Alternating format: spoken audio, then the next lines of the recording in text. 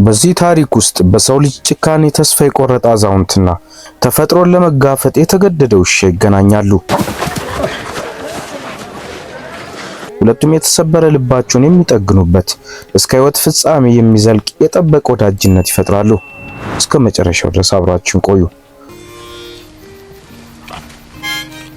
ታሪካችን የሚጀምረው በካሊፎርኒያ ሞቃት መንደር ውስጥ ነው። ባክ የተባለ ግዙፍና ፍጹም ቅንጡ ውሻ ከባለቤቱ ጋር በደስታ ይኖራል። ነገር ግን በ19ኛው ክፍለ ዘመን ማብቂያ ላይ በካናዳ ዩሃን ምድር ከፍተኛ የወርቅ ፍለጋ ዘመቻ በመጀመሩ ከባድ ዕቃዎችን በበረዶ ላይ የሚስቡ ግዙፍ ውሾች ፍላጎት ጨመረ። አንድ ምሽት ባክ አጋጣሚውን በመጠበቅ በሌባ ተሰርቆ በከፍተኛ ዋጋ ይሸጣል። ከለመደው ሞቅ ያለ ቤት ተነጥቆ ወደ በረዶ የካናዳ ምድር ሲወሰድ ሕይወቱ ሙሉ በሙሉ ተቀየረ። በዚያም በእንጨት ዱላ እየተደበደበ የሰው ልጅ ጭካኔ ለመጀመሪያ ጊዜ ተማረ። ባክ በበረዶ የተሸፈነችውን የዩሃን ከተማ ሲረግጥ በሕይወት የበረዶ ቅንጣቶችን አይቶ ስለማያውቅ ግራ ተጋብቶ ነበር። በዚያ ውዥንብር ውስጥ ሳለ በአጋጣሚ ከአንድ ብቸኛ አዛውንት ጋር ይጋጫል። ይህ አዛውንት ጆን ቶንተን ይባላል።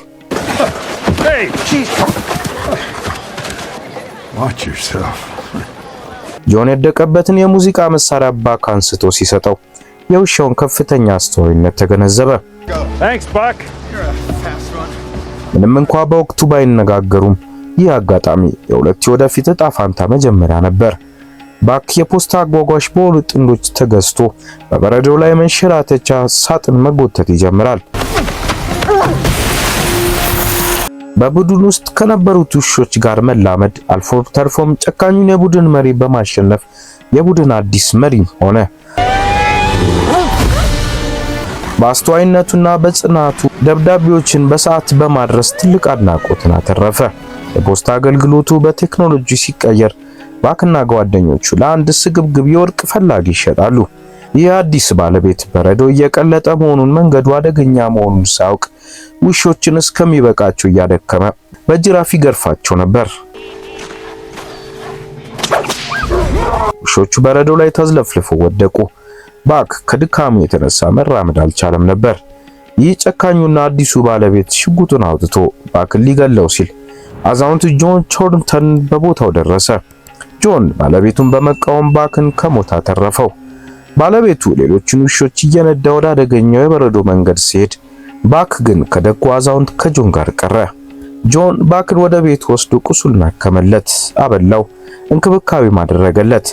ባክ በሰዎች ላይ አጥቶት የነበረውን እምነት በጆን ደግነት ምክንያት እንደገና አገኘ። ጆን ልጁን በማጣቱ ምክንያት በሐዘን የተሰበረ ሰው ነበር። ባክ ደግሞ ብቸኝነቱን የሚያርቅለት እውነተኛ ጓደኛ ሆነ። አንድ ቀን ጆንና ባክ በካርታ ላይ ወደ ሌለ ከሰው ንክኪ ነፃ ወደ ሆነ የዱር ምድር ለመጓዝ ወሰኑ። በጀልባና በእግር ረጅም መንገድ ከተጓዙ በኋላ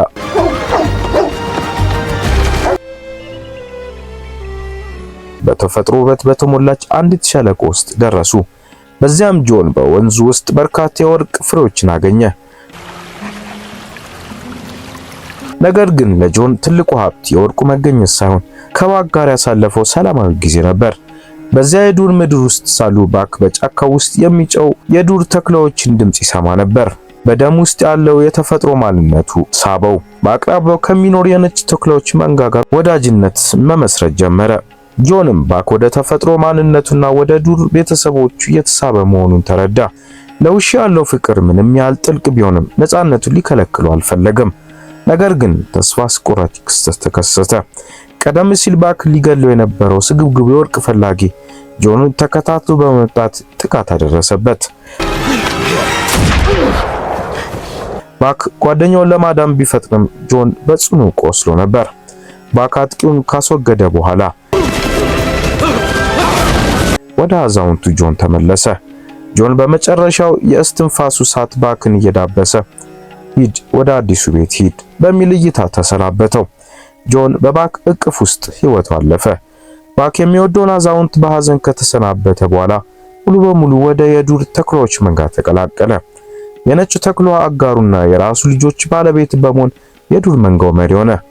ባክ የሰው ልጅ ታማኝነትና የዱር ተፈጥሮን ጥንካሬ አዋህዶ የራሱ ጌታ ሆነ። ጆን የሰጠው ፍቅር ባክን አጠናከረው። ባክም የጆንን አሰቃቂ ብቸኝነት አበቃለት።